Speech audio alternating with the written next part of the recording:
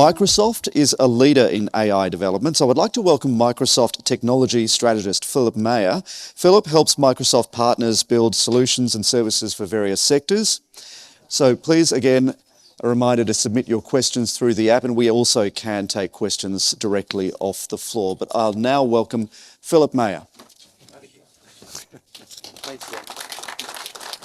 Thanks very much. Great, I will. Thanks. Got the clicker. Well, I enjoyed that panel session. I thought it was remarkable. I was sitting back there and seeing so many parallels to the issues that I see in the digital world, the digital security world, the data security world. So I appreciate that many of you were very much in the physical security world. I do find it fascinating the level of innovation that's occurring, and maybe that's out of necessity, in the space that I play around cybersecurity. And I do wonder that this badge that I've had for 20 years is the same sort of technology I've used for 20 years. It really hasn't progressed. And I'm sure in your industry, there has been progression from magnetic card entry to facial recognition technology. But why hasn't that been adopted? I don't expect you to answer it now, but it's possibly to do with cost and a global company like ours with 105,000 users to bring about a new standard. And yet, in that same time, I've been with the company for 34 years. I've seen dramatic changes from password access security to fingerprint recognition to now biomechanic recognition as I access my systems, and a whole change in the way in which I'm able to access or not access information in the organisation, and much of that is AI powered. There were so many similarities. I heard education, training, many, many times from the panellists. And I do, again, pose a question I don't expect you to answer.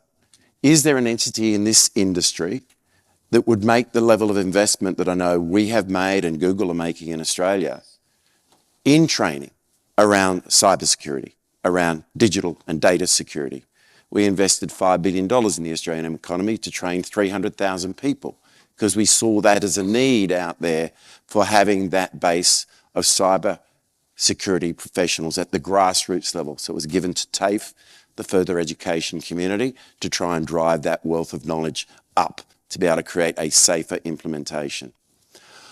I also heard the word government, I heard about compliance, I heard about regulations. Again, this is something that we are facing in our industry.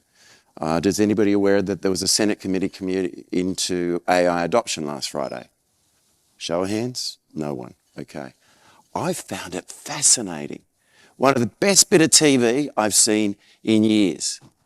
Absolutely fascinating. I'm actually really pleased to pay my taxes to see that we've got senators who can ask some smart questions. There are a few dumb ones, but there are a lot of smart questions asked by those senators of the various representatives from Amazon, from Google, from Microsoft, from the industry, and from various different departments that were out there as well. I commend you to go back into YouTube, have a look at that Senate query. You can play it at 1.5 times, so you don't have to invest 7 hours. And very insightful. And many of the issues, again, I heard in that panel were the sort of things that were being asked in and around data security, the safety and responsible use of artificial intelligence. So I'm going to talk a little bit about navigating the future with respect to artificial intelligence. And I'd start with a quick history lesson. It's been around a long time. Now, admittedly, many of us would say, oh, AI has only been around since November 2022. And okay, so what happened in November 2022? Anybody want to have a go? What was released in November 2022? A little thing called ChatGPT. You've all used it, haven't you? Quick show of hands, you've used it? Yep, thank you for putting your hands up. Great, good to see. So yep, ChatGPT. But go back to Alan Turing. He was doing those work in the 50s. You go back to Professor Ian Goodfellow back in 2016. He was already running the GAN project, which was the Generative Adversary Network, where he was fitting two computer networks against one another to create images to try and fool the other one. Is this a real picture or a fake picture? So that sort of effort was occurring way back 8 years ago. But more recently, as I said, in November 2022, we saw the release of ChatGPT, generative AI. There's been AI for doing predictive analysis, for doing quality control in manufacturing. Go to the local pizza place. They've got a camera sitting over there to make sure they put a right amount of fruit on a pizza. I don't know why people have fruit on a pizza, but anyway, and it's making sure the right amount of pineapples put out there and the right amount of pepperonis put out there on that pizza. That's a level of AI. Your phones have got levels of AI in terms of doing that speech recognition, but generative AI is very different. If we think of generative AI, it's this limitless creation and summarization. I've just put generation in there, but it's also summarization. I use that summarization so much in my life, and I'll get straight to the bottom line. This stuff saves me 10 hours a week. Using generative AI in my workplace, 10 hours a week. Now, how do I invest that time? Well, it's a little bit more time to take care of the grandkids, but mainly it's about learning. Mainly it's about building better relationships with people, trying to invest in that space rather than doing that laborious, mundane, transactional work. But I also use it for creativity. So even in terms of creating this presentation today, it was a case of sitting with my computer, speaking to it, asking it to put some slides together based on other slide decks that I've put together, rather than me having to copy and paste and drag and drop and do all those mundane tasks. Now, okay, 10 hours is exceptional. On average, we're seeing about 10 hours a month being saved by individuals who have adopted and embraced artificial intelligence into their life. As I mentioned, it did start with that ChatGPT technology. And it was incredible. It felt real. It felt personal. I could have a conversation with it. It was very different to the world of searching for things on the web. You know, search for things on the web. Look, Google's great. My daughter works for Google. Very proud of her. And I think they're a fine service. But I got a bit tired of putting in a bunch of things I was searching for and getting 100 blue lines, and then having to click through them to try and find the answer. This thing comes along. I could say I'm planning a holiday in Japan with my wife, and it comes back with 4 things to do in Takayama over a 2-day period. Simple, so simple to do. Admittedly, it made a couple of places up, but that was okay. It gave me some guidance. It accelerated my creativity. It improved my writing quality. It took away some of that simplicity that I have in my language, my casual style that you can see, and made it more professional when it needed to be, when I asked it to make the writing more professional. But we also started to see some of the risks. You know the Samsung story? Show of hands. No, nobody's heard it. Oh, there's one at the back. He's heard it. Only because I told you earlier. The Samsung story was where they were writing code for the Samsung platform. And one of their developers took the code, gave it to ChatGPT, and asked it to enhance it, to improve it, to give them a better path. Unfortunately, 2 weeks later, a hacker got access to the same code and hence was able to hack this environment. You heard about the lawyer in North America, New York City? Went to court. Yes, there's a nod over there. Thank you, sir. They asked for precedent relating to a particular matter. It made it up. Goes in front of the judge who's very aware of the matter, said there is no precedent like what you've just presented. Where'd you get it from? ChatGPT, it must be right. I'm sorry, you've lost your case. You're out of here. Now, I've also seen situations here in Australia, very sadly, manufacturing. We're not a strong manufacturing nation. I was in a manufacturing council talking about AI the other day. I found out that we're 93rd in the world, just sitting behind Uganda in terms of our manufacturing capability. So it was a bit sad to hear that this chap, who'd invested a lot in terms of house on the line, creating a drone for the Department of Defence, was asked to go and talk to a more senior level of the Department of Defence about this new drone, hired somebody in innocently. And this innocent effort was to create a simplified representation of what this highly secure drone could do. And guess what they did? They took the specs, put it in ChatGPT. 2 hours later, this chap gets a phone call. Sorry, we've got to cancel the contract. All that confidential information about that drone that you've been building us is now in the wild. So what I'm getting at is we've got to be responsible. Some of the comments I heard again from the panel about the leaders, in this case, I saw those leaders as caring. You as leaders have also got to care and take responsibility. Responsible AI is a two-edged sword. It's you and the technology, about educating your teams about the use, the correct use of this sort of technology in their lives. Now, some organisations took dramatic means to try and do that. I was at a lunch yesterday about security, and one of the chaps put his hand up and says, yes, we've blocked ChatGPT at the firewall. You can't get to ChatGPT and work. But what happens when your staff go home? They've got complete access to it.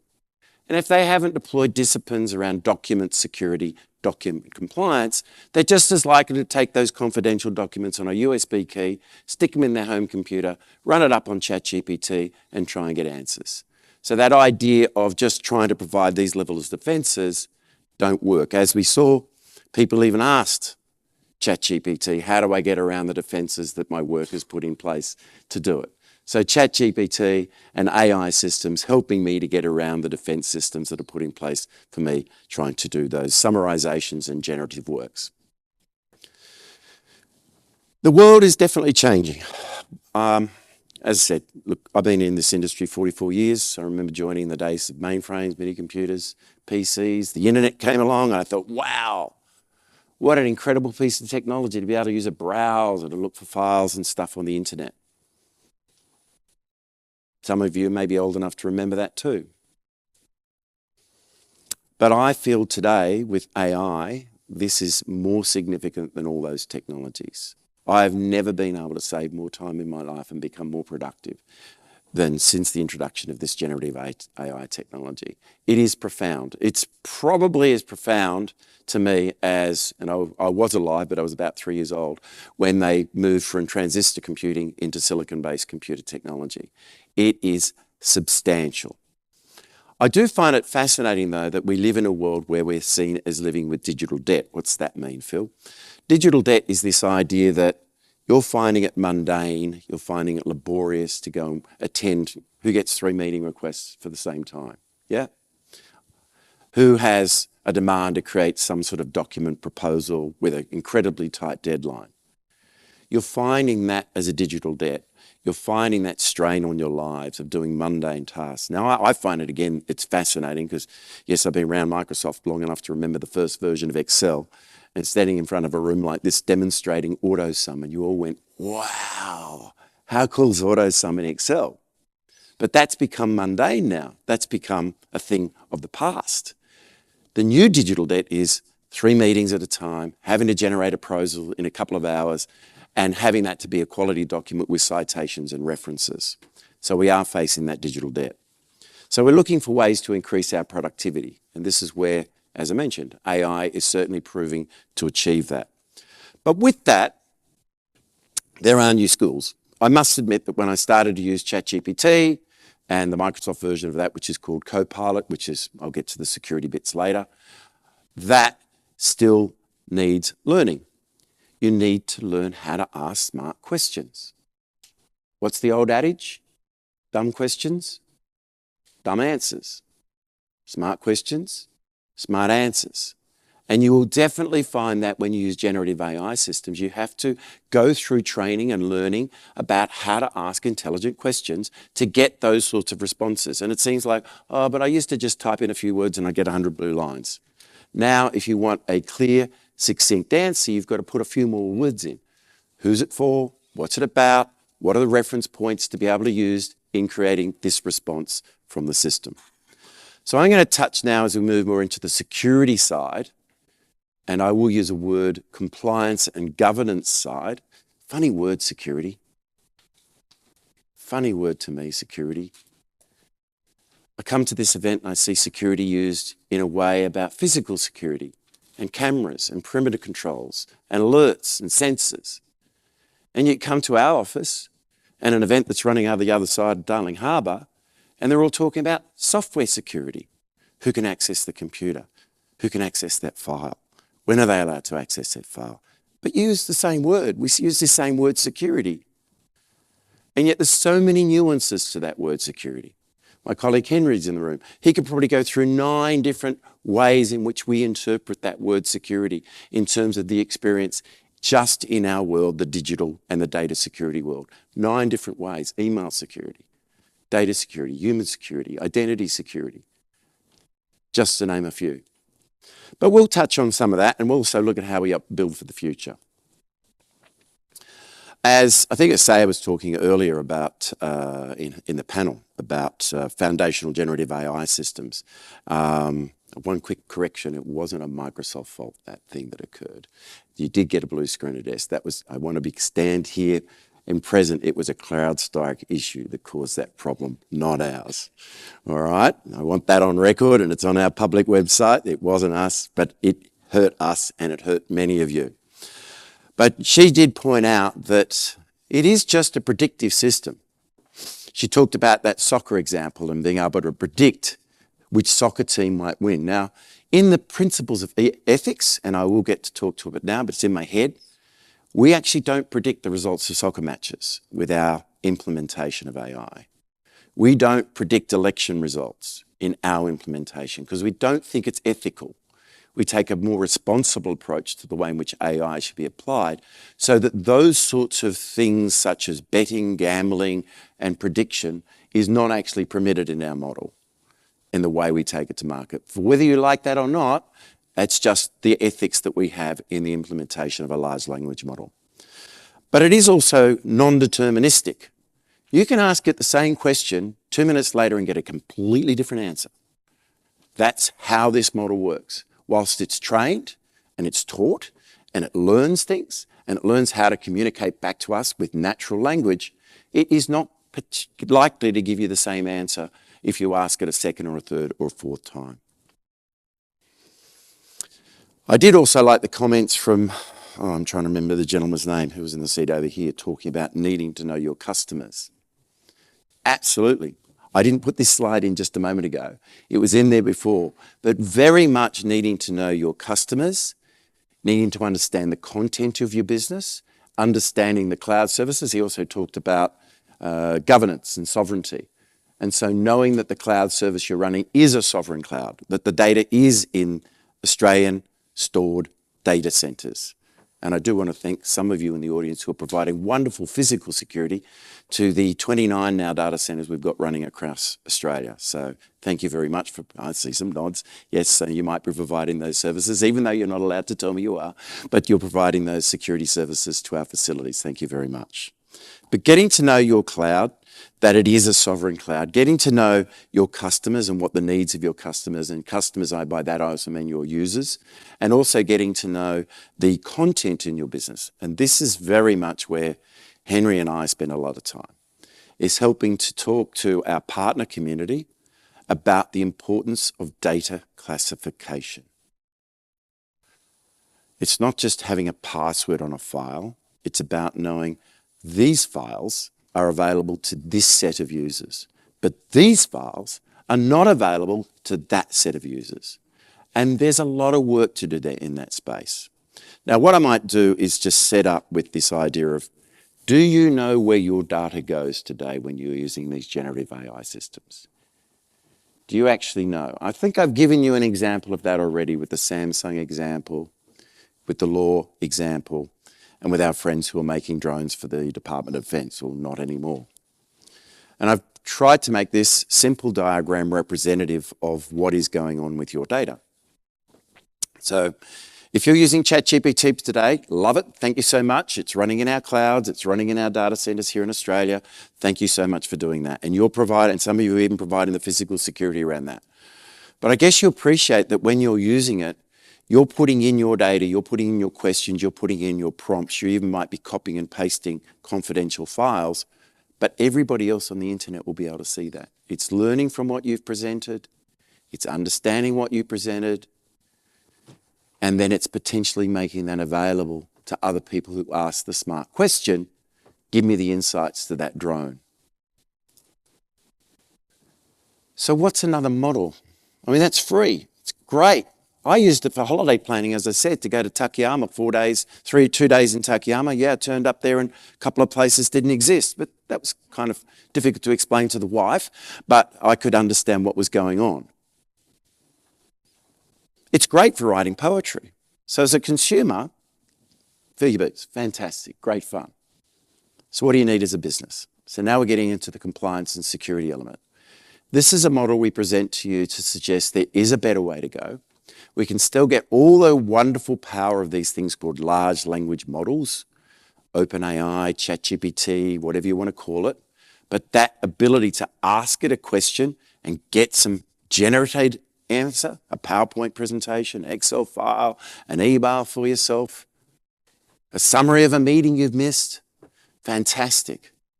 But that should never leave your business. It stays inside your organisation. It doesn't become available to other organisations. It stays within your service boundary. This is a model we present in terms of the implementation. I mentioned the word briefly earlier, called co-pilot. It's not a pilot. It's not intentional. I think they made a great reference earlier about we don't want the Terminator. So it is very much a co-pilot, not a pilot. It stays within your domain. It's not intentional about doing things. It is there as an assistant only. But I'm going to digress for a moment, because even that model is flawed. Some of you might see the flaw in it. I've got the data in my business. It's nice and secure in my organisation now. Fantastic. No other organisation is going to be able to see our confidential documents. No other organisation is going to be able to look at employee records. Fantastic, I've got it safe. But we've got different users in our business, different permissions for different people. Without implementing appropriate governance and sensitivity level in the business, you could end up with a situation like this. And this stuff's only been available since January this year, this Copilot technology. And this has already happened. Private school right here in Sydney. I met one of the IT people at an event. We were talking about AI. And she came up to me and said, you know, Phil, it's great. We put it in. Within 2 weeks, students were getting better essay writing. It was assisting them in solving chemistry problems. Our staff, teaching staff, were able to write better curriculum. Our administrators could see the performance of the school. And then this happened. One of the students asked, can I have all the salaries of the teaching staff, please? And they got it, because they hadn't implemented compliance. They hadn't run the training and education and process to protect those important records. I'll give you another example. Another event, and it was people in the construction industry, and this chap from the IT department of a construction came up and said, look, this happened the other day. It's been great. You know, the architects are getting better proposals. The salespeople are getting better plans. They're getting better financial insights to the business. But we also gave it to a construction manager, and he decided to run a query that was, give me a list of all female employees under 35 with their phone numbers. Not good. And sadly, that individual then mailed it to his mates. Now, it was picked up, because you might see one little box there that's kind of in teal, data loss prevention, which is one of the elements in the security family that we offer to detect when private information is leaving a business. So fortunately, they had activated that, and they could identify the construction worker and to whom they'd sent that information. So please, while that is a better model, it's not complete without taking the next step, which is securing inside that subscription boundary as well. So just to reiterate, we think a better model is based on your data being isolated from other organisations and also isolated from certain users inside your organisation. So inside your own organisation, you probably don't want everybody accessing corporate and legal agreements and confidential documents. You probably don't need every employee accessing HR records. You probably don't need every individual in your business looking at sales performance data and confidential agreements. So please take a moment to consider that. Right. How much control can I have? Now, I'm actually going to get more into the control of the AI model. I talked about, ChatGPT. And if anybody's used ChatGPT, you know it can tell nasty jokes. You can know it can be inappropriate. It can make things up. So how do we control how that actually happens? So our implementation of the ChatGPT model looks at these layers. I'm getting a bit techie here, but hey, forgive me, I'm a technical guy. These are the 4 layers under which you can then start to control that Mount model and how it's exposed to your community, your constituents, to you as employees of your company or to your customers and what they can ask of the system. There's the safety, the meta prompt, and the user experience. There are some key levers that you can pull in and around the implementation of this technology as well. I'm sure in your security systems, there's higher levels of resolution, there's better response times, there's all sorts of levers you can pull with inside your digital surveillance technologies as well. Same here. You've got these sorts of controls. Temperature, how accurate, how clear, how precise should the answer be, or how more creative that answer might be allowed to be controlled. How grounded is this on truthful and referenced information versus made up information? And in citations, it's actually clearly identifying the reference point, whether it's an internal document or an external document out from the web that it's going to make those references to. So those are a couple of things, 4 things actually, that you can look at in terms of the levers, in terms of the way in which this model, this AI model, can be applied in the business. This is a little bit more technical detail on particularly one area, the meta prompt layer. I don't know if you can read it from the back, but you've got your response grounding. Always be factual. So you can say, and you actually say this in a natural language. You type it in to the large language models, grounding principles, foundational principles. You type in, you must be factual. Your search results must be based on this information. You could change that and say you make it up. And that's kind of where the ChatGPT world lives. It's natural language prompt is you can be creative if you can't find an answer. And if they tell you something's different to what you think, then you believe what they say. I'm not sure that's good in a business context for it to go making things up. Tone. Should you be more professional? Safety. See, no hurtful jokes. So in our implementation, our public implementation, there is no inappropriate jokes. It has to be inclusive. It doesn't look for any racial, gender bias inside its response. And in fact, if you try and make it do that, it says politely, sorry, I'm not going to engage in those kinds of conversations. Let's move to a new topic. But that's our principle. You may not agree with that principle, but it's kind of consistent with the United Nations principles about ethics and tone and safety. And then jailbreaking is this idea that you could ask it, well, where did you get that information from? Why are you doing the things? And in our implementation, we're saying, we're not going to give you the rules.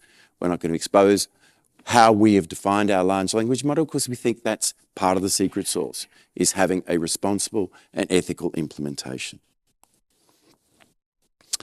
There is a leap of faith here for you in terms of trusting these commercial models.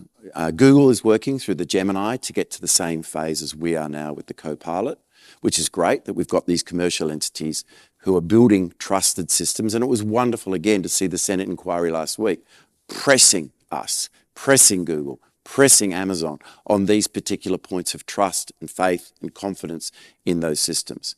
And I guess it's upon us to get educated and more aware, and I thank you for the time today, to get some level of awareness of that difference between the public AI models and the business grade secure AI models that are here today and emerging and developing with time. So how do we operationalize that? How do we set ourselves up for success with this? Well, many of the sentiments that were in that panel are in that slide, and they're very consistent with the adoption of these digital technologies as well. There are simple things like setting up learning and governance. They're the same things you've been doing for years, the same things you've done in your own implementations of IT. It's the same again. There's an ROI for the implementation of that. Change management. Change management is so understated on this slide. I should have made it bold and a bigger font. Because I have seen organisations really struggle with the implementation of generative AI in their business. They haven't gone through that training process to teach people that you don't ask dumb questions. You've got to get a bit smarter in how you ask the questions. You've got to give it intent. You've got to say, who are you targeting this for? What are your reference points? And how do you want it framed in terms of the output? That's training. That's education. And I know your industry, like our industry, we still need more education and training. PII, regulatory compliance. Now, the good thing is that many of those safeguards and technologies do exist either from us or from other vendors to help with the PII control and the standards. But that bottom line, I want to reiterate it, education and training. It's foundational to our success. Now, I thought I'd close off with a few principles. Admittedly, these are our principles, but listening to Google and my daughter who works for Google, we've got a massive overlap. They're very consistent in terms of bringing those AI principles into a commercial context, that we don't want it to be non-inclusive. We want it to appreciate the diversity of this wonderful country and respect that in every possible way in any questions that are asked. So it won't be biased on gender or nationality or religion. That is a fundamental. It needs to be fair. And in fairness, it's not about doing betting things. So it won't predict the election. It won't predict the horse race, the Melbourne Cup.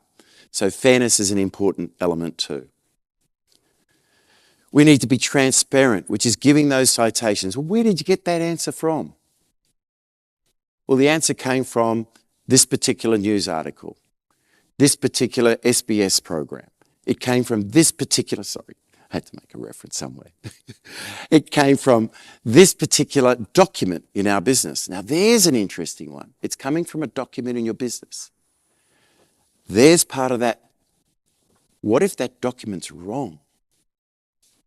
What if the essence of that document is poisoned? I had a really interesting discussion over lunch about this. How do we make sure that people in our business are not poisoning our business with the incorrect information? So this is again where we as leaders, you as leaders, need to step in and have that aware conversation with your staff about the consequences and making the system and staff accountable. Look, responsible AI is an interesting journey. It's kind of it's a busy slide, I know, but it is a very key part to us. Is that responsible? It dates back a long, long way, as you can see, in terms of the principles, the grounding of that, the standards that we've met and have adopted, the RAI initiatives, dashboards that we can give you in terms of the performance of responsibility, all good stuff. Look, I did want to make a positive note. This is incredibly powerful. How am I going for time? I do get carried away, Jeremy. 1 minute over already. All right. I think I started 5 minutes late though. So this is the positive side of it all. The Tech Council of Australia looked at how generative AI might benefit Australia, and they're pretty substantial numbers. $40 to $115 billion increase in productivity, quality of work coming through that. You can search the Tech Council of Australia for that. In Australia, we're already seeing 75% of, in the world, we're seeing 75% of people already using some sort of generative AI in their workplace today. The interesting thing, it's 84% here in Australia. I wonder how many of them are using a ChatGPT in your work, consuming your business and sharing confidential documents. So as leaders, I call on you to have that conversation with your staff. Please use ChatGPT for writing your spouse poetry and for doing your holiday planning with mystery destinations. But when it comes to work stuff, please use a business grade generative AI technology. I know they all do want that. It's been tremendous. We've seen Commonwealth Bank, we've seen Telstra, we've seen the Australian federal government adopt this technology, but that's the bit at the bottom they're worried about. That's the bit where everybody goes silent, all too hard. I don't want to have to do the compliance, I don't want to have to do the security. It is a defining moment in our industry. Generative AI is going to help with that two-edged sword because we know that the threat actors out there, those nation-state actors, are using AI against us right now. Absolutely. You only have to look at our digital defence report. You can find it online, MDDR, Microsoft Digital Defence Report. We do it every year. And it talks about those nation-state actors, those threats that are out there. The fact that we're tracking 75 trillion events every day. We're blocking 4,000 password attacks every second at the moment. But generative AI can also help address that. We're seeing in these sorts of areas. That's a really busy slide. In closing, I just wanted to say there is a cultural shift here. Training, you guys mentioned it on the panel many, many times. Training, please invest in that. Please also invest in that understanding compliance and governance technologies in your business to better prepare your organisation for the future based on AI. Thank you so much for your time today. I've really appreciated this opportunity. Thanks. Philip, thank you very much. Stay there because I promised to take questions, and we have received one question from Joshua before we go to a break. So Joshua is interested in the Ask Smart questions for Gen AI. Where can this training be done? What are some quick tips? Sure. Should I ask Copilot? You answered it. That's exactly right. I was at an event in Adelaide the other night, and 600 people and bombarded on a little stand. And I said to the organiser, can I please have a computer with a big monitor so I could ask Copilot? And they all came up, and I just kept doing Copilot, Copilot, and answering their questions. Now, the smartness in the question is putting in, who am I preparing this for? It may not be me, it may be somebody else.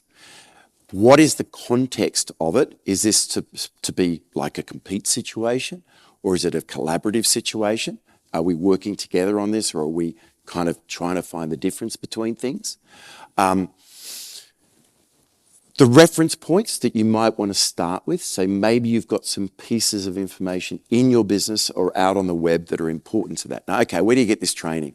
Just go to adoption.microsoft.com. So adoption.microsoft.com. There's a whole lot of resource there that helps you as customers understand that adoption phase. And it will look and guide you as an organisation to, we're this type of organisation, we're more blue collar than white collar than blue collar. We've got these things that we do today, right? So you do lunch and learns. Well, why don't you incorporate it into a lunch and learn? You've heard of brown bag sessions. Maybe you organise formal training classes, because maybe that's the way you learn, is through formal training classes for your staff. So those sorts of elements. Internally, Henry, you in that campfire competition? Yeah. So internally, we're running a campfire competition. So it's like a dozen questions get put up on the board in our conversations, our Teams chats each day.